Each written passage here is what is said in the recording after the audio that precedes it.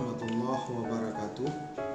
Saya Muhammad Iksan Ayat, Sekretaris Daerah Kabupaten Aceh Timur, dengan ini menghimbau dalam penanganan penyebaran virus COVID-19. Untuk ini marilah sama-sama kita semua untuk menjaga kebersihan lingkungan dan sekitarnya. Mari kita mencuci tangan dalam melaksanakan kegiatan dan budayakan kegiatan syariat Islam dengan berwudu.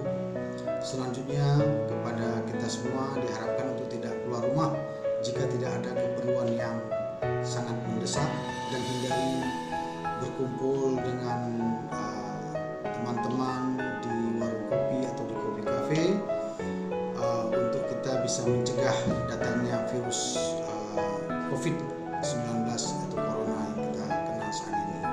Bantu pemerintah supaya daerah kita tidak terjangkit wabah dengan cara kita memutuskan mata rantai penyebaran virus tersebut dengan kita menjaga jarak, menghindari daripada kumpul-kumpul dengan teman dan rekan-rekan kita yang lain.